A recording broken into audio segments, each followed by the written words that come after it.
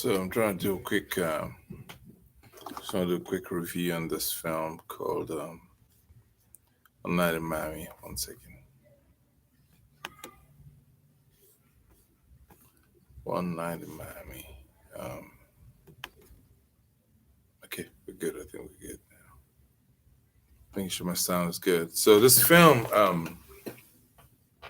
directed by Regina King, she, you know her from, Boys in the Hood. She's a great actress, but she directed this film called "One Night in Miami" recently, and last year, featuring four very distinct gentlemen um, that played four characters from history.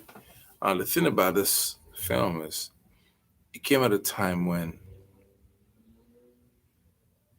the issues of diversity in Hollywood is major. So to have a female director was big, but to have a black female director is also very important. Um, we can't say so much about or say too much about diversity in Hollywood. But back to the film, One Night in Miami. To me, it was a great film. It was well directed, well shot. Cinematography was nice, but there's a couple of main characters. Well, the four main characters in the film, four gentlemen. One played by um, uh, the gentleman that played Malcolm X, and then there was a gentleman playing uh, Jim Brown, NFL great, and then someone else played Sam Cooke, and then Muhammad Ali was also represented. So you had these four guys in history that met in a hotel in Miami in the '60s, and they all changed the almost the temperature for Black American history. So you have you know the guy that played Jim Brown.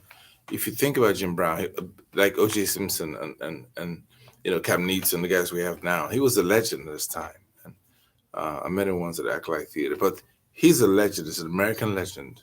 But we tend to forget what he did in the '60s with Rico Welsh. This film called 100 Rifles, where he played an NFL, a black man with a white woman. And it was a big thing back in the '60s. So, but he's represented here in this film, and he played his part well. He was someone that was breaking into Hollywood at a time when the studio system was paying people $200 a week to be in a Hollywood film. He had a big contract, and being an NFL star at the time, he was very, very influential in American history. And so you'll have him, and then you have the man that played Sam Cooke, who at the time was a genius. Sam Cooke, you can get into the controversy of how he was killed and this idea of, the two assassinations of this. It's a film you can see on Netflix called "The Two Assassinations of Sam Cooke." In that film, it talks about how great his business acumen was because he was trying to set up his own record company. He did set up his own record company in the '60s that gave him publishing, and this was very innovative at the time. It was too early for his time, and he got killed for whatever reason. In a hotel room, and something it didn't make any sense to people at the time. So you have him. His character was very, very effective in this film, but the character that I had an affinity for was a character played by a gentleman that represented Malcolm X. Now, this character was funny. He was very gregarious, very flamboyant. So he made it fun. But the person to watch is really going to play Malcolm X.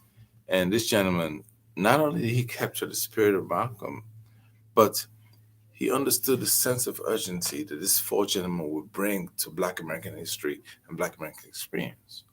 So I respect the fact that, Regina, as a director, was able to weave this very complicated tapestry of things that had to go across American history and represent the autonomy of these individuals inside the landscape of American cinema.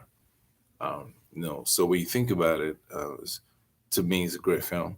For being able to do it herself as a director and take full ownership of that direction.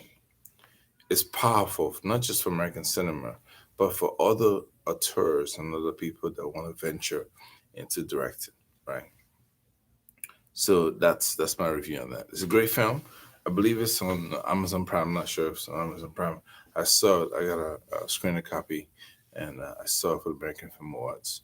And I'm saying now, short review on One Night in Miami by Regina King. You got a meeting coming up right now.